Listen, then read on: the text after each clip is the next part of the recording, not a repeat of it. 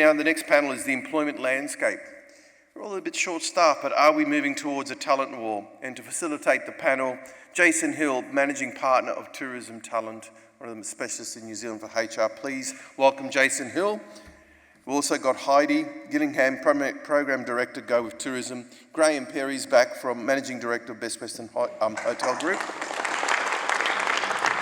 So we're here to talk about the employment landscape and are we moving towards a talent war? Now this topic was chosen about a year ago when this conference was first kind of put out there, and so we're a year on, and I think the answer is relatively clear.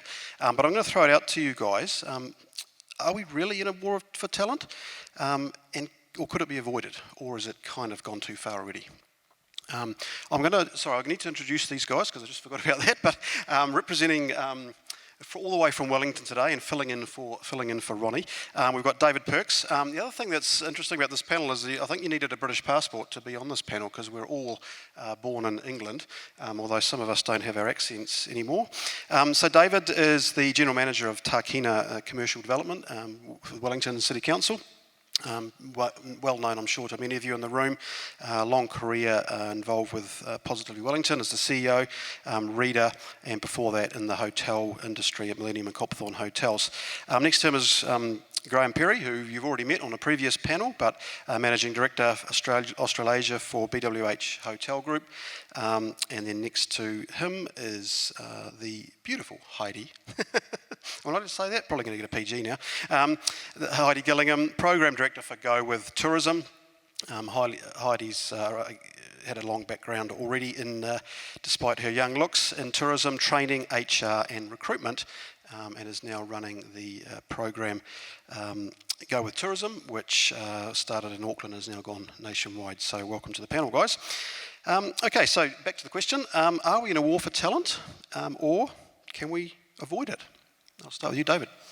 I think absolutely we have a war for talent, and the war isn't just within New Zealand, it's not just within tourism. There's an article on the Herald's website today about how Becker, an engineering consultancy, are 300 people short, and that's going to stall our building industry. So that war for talent is global, and New Zealand, because it's so isolated, has become more isolated as a result of the pandemic, and it's hitting us hard at the moment, but it's hitting other parts of the world hard too. Graham, where have all the people gone? Like, I know a few unfortunately passed away because of COVID, but this is a global problem, as David says. Where is everybody? What's happened? Look, I think there's always been a war for talent. I think it's just been exacerbated during the pandemic. But I agree with you. It's actually an issue everywhere. It's an issue in the States. It's an issue here in New Zealand. It's in Australia, in Asia, and you know, it's funny if I think about Australia. There was like a two-speed economy. There was, hospitality, tourism, travel was really struggling. You know, impacted revenues were down. But there was also other economies which were booming. Infrastructure, technology. So I think what's happened is a lot of people have actually left our industry and they've gone to some of those other industries and they're not coming back. I mean, obviously there's a lot of skilled workers who had to leave the countries, and again, I think the countries are struggling to get them back. If I think of Australia, skills workers are definitely starting to come back, but we're really only at about 50% of the need. Look, it's a challenge. Heidi, your views on the war on talent? Personally, I just wish we would stop calling it a war. It would be awesome if everybody could just work together instead of competing against each other and stealing talent and trying to hold on to it. If we could have labour collectives and collaborate and share staff so that they could build their skills across industry and work in businesses which had peak times at different times of the week or month or year. I think that would be much better than having a fight over the staff. Yeah, I haven't seen any fights yet, but they might be coming. So Heidi, you've just been doing some, I don't know, a couple of years ago you did some research on why Kiwis not wanting to work in the accommodation sector or in the tourism sector. What are some of the insights and some of the reasons, do you think, for young people not wanting to come into our industry at the moment? Unfortunately, obviously, the last 2 years hasn't helped anybody, but the main reasons are tourism, hospitality, the key kind of skills that we need in this industry are not taught very well, if at all, in high school. They're not promoted actively by careers advisors. Unfortunately, historically, a lot of the bad things that we hear about the industry, the low pay and the long hours and things like that, have been true. So people have not only been believing them when they read about them, but then believing them even more so when they experience it. So I think we're at the point now where we need to start changing that reality, actually. Yeah, I think it's a good point. And I think as a sector, we've got to step up as well and really embrace the students that are studying tourism and give them a chance. Not everyone can have experience before they start in the workforce. So now's the prime time to be picking up those students who have committed, who have spent a lot of money and time, a lot of them during COVID, to come into our industry. And I think we need to step up and support them and look after them as well. So obviously we've been a sector that relies heavily on a migrant workforce over the years, and there's a lot of work going on around that at the moment. How do we, if we can possibly, stop that reliance on a migrant workforce? I'm going to start with you, Graham. And look, I think one of the things is we got to put the mojo back into accommodation, travel and tourism. And you see a lot of you think of parents and their kids, sort of, why don't you get a job in hospitality before you get a real job? And I think we've got to make those parents and people realise that actually it's a great industry. I mean, it's been fantastic for me. I've been in it for decades, and I think we need to educate industry, universities, students, parents that it's a real industry. Yeah, it's fun, and we all love it, and we're passionate about it. But encourage them to come in and work through the process. Can be a brilliant career. Yep, and that's exactly what Go With Tourism's there for, right? It's what you exist for, and and thankfully you guys have been doing an amazing job over the last few years to really promote that. And I think it's the parents seem to be the ones that have to be influenced, right? David, any thoughts on the migrant workforce? On the migrant workforce? Well, yeah, on the immigrant workforce, sorry. And how do we get out of the reliance on it? It's clear, isn't it, that we lost all those working holiday visas, which were helping us go through the seasonality of tourism, and we've not got them back yet, and so we're really hurting in that space. But I think it's also,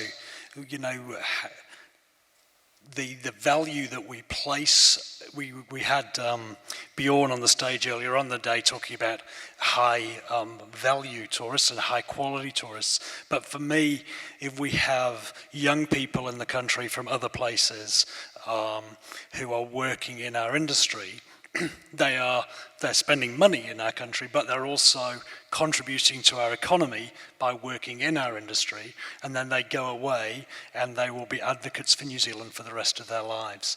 And I don't think we've worked out how to put a value on that, because I think that value is enormous for New Zealand, and it's probably how we all ended up being on the other side of the world, because we came here first as tourists. And we've done all right out of tourism, and so could a whole lot of other people who would contribute to New Zealand Inc. Have you got any comments on that reliance on immigration? Do you think we're ever going to generate enough of our own through study and training to? I think it would be pretty silly of us to think that we're going to be able to staff our entire industry just through a domestic workforce. And I think we need to find a balance. That's what it's about. Maybe in the past we have been too reliant, but it's striking a balance. Not only do these overseas workers come in and obviously add to the economy and things like that, but they've also got some amazing diverse experience from all over the world that you just can't get in New Zealand. And tourism, hospitality, accommodation, hotel careers overseas are viewed really highly. Being a concierge and things like that is a full-time career, which is quite revered. I think we need to change that in New Zealand, and we need to welcome the skills and allow these people to add their knowledge and their experience to the team when they join as well, rather than just giving them a role where they're, tucked away in rooms all day long. Let them share that. I think there's an important thing you said, that every country is having the same challenge, is that we're all trying to get skilled workers back. So government plays a really, really important role in making it easier, making those, open the door to make it easier to come. Because if Australia does it badly, if New Zealand does, then they're just going to go to other countries. So again, government plays a really important role. So on that note, Graham, the New Zealand government here has just introduced a new process, a new visa process where employers have to, many of them, reapply to be accredited employers to be able to do visa sponsorship. Heidi, can you just run us through what are the basics of that new program the government's rolling out, and is it enough, and is it going to work? I'm scared of saying the wrong thing right now. Some of the great things about the process is that now there's much more of an onus on employers to provide a holistic onboarding experience for employees, and as someone who's been through that myself as a migrant worker moving to New Zealand, it would have been amazing if I'd had an employer who would have connected me in with my local, community and services that were available to me rather than having to do everything by myself. I think those things are really great, and hopefully employers are providing that kind of care anyway for their own domestic staff. It doesn't matter if you're moving from one island to another, or one country or one continent to another. You should be looking after your people. If you look after them, typically they'll stay. Some of the other things obviously around pay are slightly contentious at the moment, I think. But yeah, obviously there have been a few specific things changed for the tourism and hospitality sector in terms of pay rates that are required. So is it easier now to access or become an accredited employer to be able to then offer working visas to people from overseas now than it was a few years ago? It's not necessarily easier. I think it's a fuller process is what I'd say, and it's ensuring that employers are ticking all of the boxes rather than just offering a job, because it's not just about the job, it's about everything else. We want these people to stay, right? We want their skills, we want them to come and bring their family and tell their friends to come and then get their colleagues from other countries to also apply. And obviously we are looking to recruit and train up our own domestic workforce, but we need to make sure that we're looking after everyone. Yeah. It's wonderful to look after them once they're here, but if we're putting up too many barriers before they even get here, then that's got to be a challenge, doesn't it, guys? Any thoughts on or any knowledge of this new sort of visa system, David? Are you? I don't know. I talk to the hoteliers in Wellington quite a lot, and most people are still seeing this as a big hurdle. And I think, when we were learning earlier on from Hospitality New Zealand about the new wage bargaining schemes, it feels to me as though we're creating schemes that are too complicated, and not only too complicated for employers, but too complicated for employees. We ought to be trying to make life simpler. I think for a moment in the pandemic in 2020, we started making really fast decisions as New Zealand, but we've lost it all and we're back in this complicated world, and we need to make it simple for businesses and make it simple for employees of businesses again. Yeah, well, I mean, certainly some of our clients are just, when we get applications from overseas, a lot of our clients are just saying, it's just too hard, I can't be bothered. And unfortunately, those candidates just get removed because people can't be bothered figuring out how to go through that process. But I think it's going to end up being a case of we're going to have to figure it out. We're going to have to invest in becoming a accredited employer and look at it. I mean, we're just looking into tapping into some supply of people out of Sri Lanka. I mean, there's a lot of people in Sri Lanka at the moment wanting to leave Sri Lanka and come to places like New Zealand. But we also need employers to be open to the idea of taking people from overseas and looking after them when they get here. Graham, look like you're going to say something. The only point I want to make is that I think industry associations play a really important role. And, I'll talk about Australia here. For probably more than 10 years, there's been two accommodation associations been competing with each other. There's been the Tourism Accommodation Australia and something called AAOA. And government love it when you have associations that compete with each other, because they can conquer and divide. But what's happened in the pandemic is those two organisations are coming together to form the Accommodation Association, and by singing from one sheet, you can get your message across to government really, really clearly. So I think probably New Zealand does it better than Australia does, but it's certainly something Australia's learned and is improving. And as a result, we're making progress with government, who are listening to us and trying to make it a little bit easier to get those skilled workers back. Yeah, it's a really good point. I think, abusing the government is not a good strategy to get them to listen to you. I've just got one more question, Heidi, on I guess coming back to that sort of younger workforce. You guys have recently been travelling all around the country running dedicated career expos. What sort of insights have you been getting from young people turning up to your tourism expos? What are you hearing from them that they want, or their struggles and challenges? I think one of the most exciting things that we've seen this year is that people are still really interested. I know obviously there's a lot of media coverage of careers in tourism and hospitality are dead, but we've seen record numbers through the doors this year. We've seen about 28,000 students and young job seekers through our doors across 7 sites nationally this year, and the overwhelming consensus is that they are still excited. They do want to work in these careers. They all still need part-time jobs around their study. They want to travel. They want to spend time with their friends because they haven't been able to. So I think the desire and the passion is still there. We just need to make sure that we are, really catering to that when they And apply. just a plug for all of the tourism educators out there, and I'm going to miss out half of them, but you've got amazing students coming out of AUT and ICT and Crown Institute and QRC in Queenstown, and I just implore everyone in the industry to reach out to their career advisors and just say, hey, I need a couple of people. They know their students and they know who are the superstars. So just a bit of a plug for those guys that have been battling away like we all have over the last few years.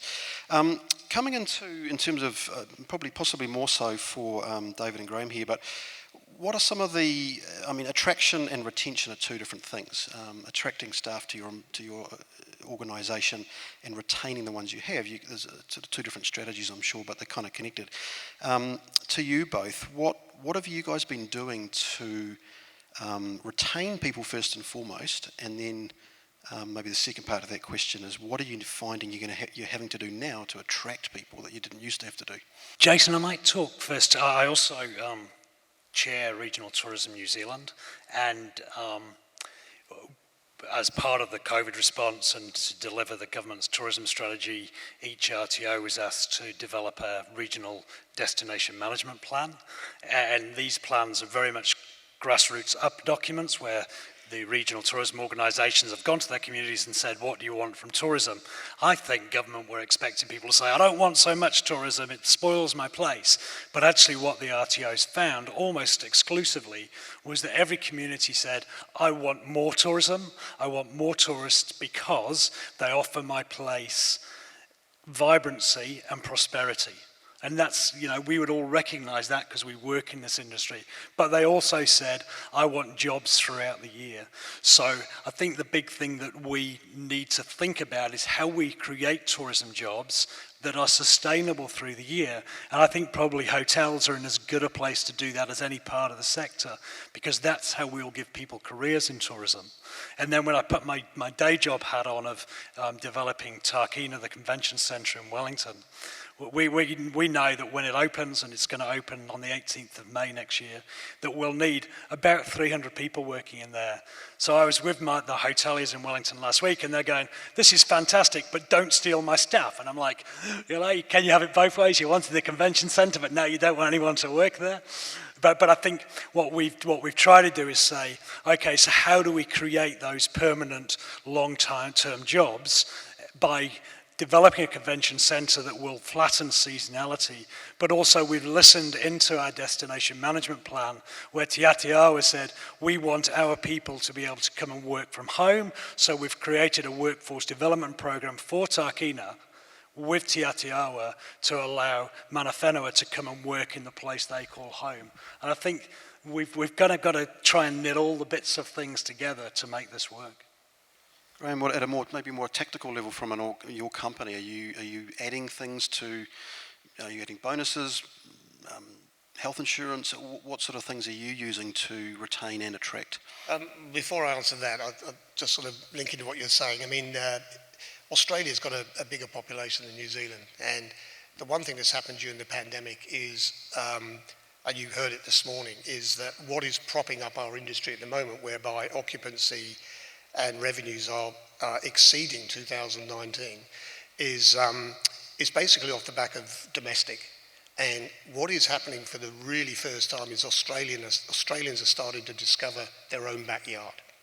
And as a result of that, local government, local councils, government in general is sort of understanding the value of tourism, because they spend money in the region, and the dollars they spend can be used to pay for amenity that's enjoyed by the residents as well as the residents. So that's a real silver lining that's coming out of the pandemic, is that, and we need to keep that going. And so I think there's an opportunity. I think sort of the job fairs and everything is great. I'd love to see either Australia or New Zealand do a campaign, again, putting the mojo back into tourism about why it's a real industry, it's a fun industry, come and work for us. I think there's a real opportunity to do that in conjunction. In terms of our business, we really have to look after our people. So it is about communication. I think I said earlier, so I don't want to repeat it, is that, my team really, I think, really understands the whole business better than they did before, which I think is really important to them. It's really important that you understand who your top performers are, because they're the ones you really want to retain, and you have to pay them appropriately. And that's something that's a work in progress, and we're doing that. I think we're talking about little things like, everybody has a birthday once a year. Give them the day off. Take them as a holiday. I was talking to somebody yesterday, which I thought was a fantastic idea, is in the months of the year where there's not a public holiday, give them a long weekend so they actually want to stay. I thought that was a fantastic idea I want to think about. I think it's get-togethers, make it fun. Have some fun things. And as I said earlier, if you make it fun for your existing people, then they'll actually encourage their friends and their colleagues to come and join you. So it's kind of not one thing. It's kind of, you just need to think about it. It's everything that you do to make it a culture where people want to work and want to stay. Yeah, tomorrow I'm running a workshop on employer branding and some of the techniques of building an employer brand and attraction. And one of the things we're going to talk about is purpose, and how a lot of young people and millennials and Gen X's and Z's are really looking for the employer's purpose beyond making money, and feeling that they're contributing in some way to society. So a lot of businesses out there are doing amazing things in that space, but they don't communicate them necessarily very clearly. Do you sort of hear that from younger people who are kind of wanting, obviously, money and a job, but is that something that comes into play, do you think? For sure. I think there's normally a lot of negativity towards young people. They're too demanding and they want to take, but they're also pretty smart, and they are also the next generation of workers. So it doesn't matter whether or not we think they're difficult to work with, we're going to have to work with them.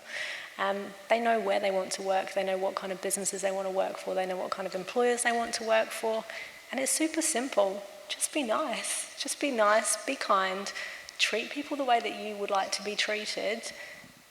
I don't think it's rocket science, really.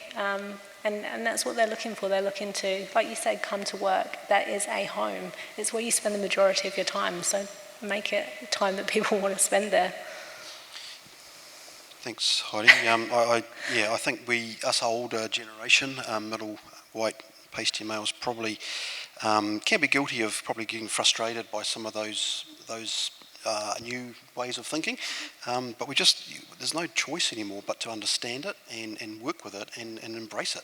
And I think talk to them as well. That's probably one of the things here. We're sitting here talking about employing the next generation. We're all well out of that generation. It would be great to just ask them, I like the way you say that. Ask them what they want, and ask people when they're in that interviewing process. You're not just trying to fill a space. You're trying to hire a person, and you want them to stay. So talk to them about that as part of their employment package. It needs to be different for different individuals as well. It can't just be a cookie cutter template that you use every time, because different people want different things. You know, it's also, going back to your question, it's not just about the purpose of the company, it's actually the purpose of the employee, and making sure that your company aligns with them and what they're trying to achieve. So it's kind of, you're right, it's just be open, be positive, be friendly, and communicate and make it a great place to work. We've all heard about USPs, you know, and from a consumer marketing point of view, what is your unique sales point? But one of the things we're going to talk about tomorrow is the UCP, which is your unique cultural proposition or culture proposition in terms of your team, and how do you promote that and sell that to future employees who are looking at your website deciding, and they are at the moment, you know, do I want to work for that company or this company? Because they have got choice at the moment as to who they work for. We're coming to the end of this time-wise, but just in terms of recruitment channels, I guess you guys who are out there recruiting at the moment, what's working and what's not working at the moment, and how are you getting the word out that you've got roles available? I think it's blimmin' hard, actually. And I think that's found right across our sector and right across other sectors as well. And really, the only thing we're finding that works is finding the right people to shoulder tap and then having a chat with them. And so that's probably good for the space I work in. Much harder if you're looking for a lot of frontline stuff all at once. But I think just to your last point, Jason, you know, there's one thing that our industry as a whole does offer, and that's collegiality and working together, being part of a team. And I think, you know, when I look at other employers who are saying, you can work from home every day of the week, actually we don't want that. And there's a whole bunch of people, I presume I'm not the only one, who don't actually want to work at home all the time. In fact, I don't want to work at home at all. So give me a team, be part of something collegial, come and enjoy yourself with other people is a real key benefit of working in our sector. Yeah, I think that being agile to everyone's needs and running a hybrid model is just going to be the way forward, right? Graham, in terms of channels or ways you're attracting or finding talent? Yeah, I mean, obviously, whenever you have a vacancy, you tend to look at things like Seek and LinkedIn and whatever, and really the quality of the applicants you get is not really good. So it really is the shoulder tap. It's actually about getting your own staff to actually incentivise them to actually get somebody they know in the network to join. That's worked really well. Or get someone else to shoulder tap them for you. Sorry. Oh, yeah. The thing about Seek is a fascinating one because, and obviously I would say this, but the best people are already working, usually in a role. Obviously, there's a few people who have been made redundant for nothing to do with themselves at the moment. But even now, those people have generally found something else, either back in tourism or somewhere else. So, the best talent isn't sitting around looking at Seek every day, and so that's unfortunately why you do get that kind of result. It's but we've got some roles out there at the moment. We've got a head of an RTO. We've got a major role in the events sector at the moment, and we've been using LinkedIn and our channels, and we haven't had a single applicant. We are obviously headhunting, but in terms of promotion and advertising and seeking applicants, it's crazy. Yeah. Okay, just to wrap up, apart from obviously attracting more young people to study and come into our sector and in immigration, are there any other options to grow the talent pool that you guys can think of? David, maybe? I'm coming back towards me. No, yeah. I suppose the last thing I'd say is, I don't know how many people in the room did train in a tourism career, but I didn't. I was a primary school teacher by training, but I fell into it and I enjoyed it. And actually, all those reasons that people say that, long hours, unsocial hours, all those things. Actually, as an 18-year-old working behind a bar, serving my fellow students, bloody good fun. And I think we want to be careful we don't make it too serious. We do need to be part of education and what have you. But also we need to say, this is something you can really enjoy doing. And I'm sure all of us have seen lots of young people grow and become professionals alongside us and senior people earning good salaries because they started off by having fun, and let's make sure we allow that to happen in our industry. So are you suggesting essentially by showcasing how amazing and how much fun our industry is that we would attract people from other sectors to come even if they haven't trained or don't have that? Yeah, I think so. I think, there's the experiences you can get in this sector of working with other people. And although we may be in it for business, a lot of what we do does make people's lives better. And that turns back to why people want to be in work. They do want money, they still need to put bread on the table, but they want to make people's lives better too. And we can do that through experiences.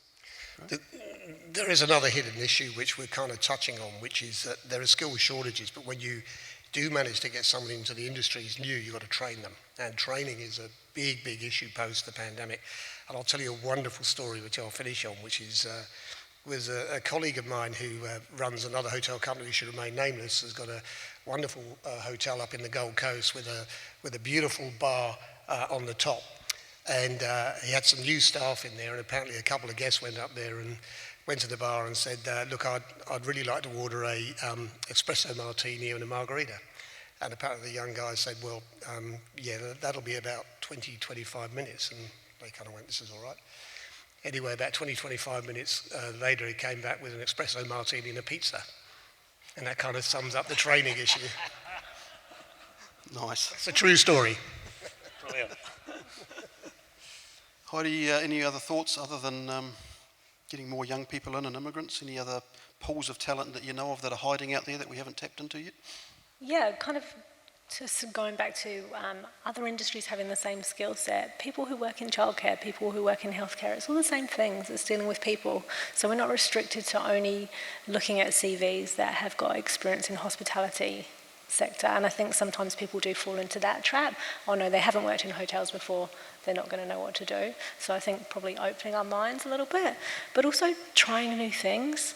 The definition of insanity is doing the same thing and expecting different results, right? Keep putting up posters of adverts and expecting people to apply. That's not going to work. We need to try new things. There's a lot of untapped talent pools out there. There's an entire generation of young mums, who are available from 10 a.m. to 2 p.m. when they've got no children, and they'd love to come and work and socialise and chat to other grown-ups and things. There's a whole range of people with various access and neurological needs who are super capable of doing many of the jobs that keep our industry just operating. There's lots of school students, there's lots of tertiary students.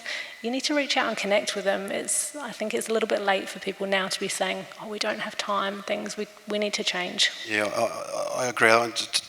We've got to look at things differently. There are plenty of people out there who work their butts off between 9 and 3 while the kids are at school, but we're kind of fixed in this mindset that every role we have must be full-time, and we've got to open it up and go, who can I bring in, remotely? Who can I, the whole gig economy thing, the, virtual staff. I mean, virtual CMOs, CFOs. It's a big thing overseas. It kind of hasn't really kicked off here yet, but bringing in talent only as and when you need it, and then getting it moving on. Just to wrap up, because we are running well over time, thank you all for your time. I guess a couple of things that I just kind of thought I would wrap up from what I've heard and from what we are experiencing is, flexibility right now is probably the number one thing that our candidates are seeking. Yes, money, because they know they can probably get it at the moment, but believe it or not, working from home, can I have Fridays off, can I pick my kids up? That is probably the number one thing that our candidates are asking, even before they want to be put forward. It's like, are they flexible? Are they happy working remotely, whatever? And I would also just, in terms of other pools, retired people who used to do this work, again, they might not want to go 9 to 5, Monday to Friday, but they might be more than happy to do a weekend when no one else wants to work, Bunnings is a perfect example of that, right? Yeah, and 9 to 10. Yep, I won't put a definition on old, but there's, I'm just thinking of my parents, and they would, and just picking up on your point around teachers, the poor old teachers, and they don't get paid very much. We actually might pay more in our industry than the teachers get paid, and probably less stress in some cases. So, maybe we should, but, then they're reaching out for people too. So, anyway, we'll wrap up. It is tough, but thank you very much for your time.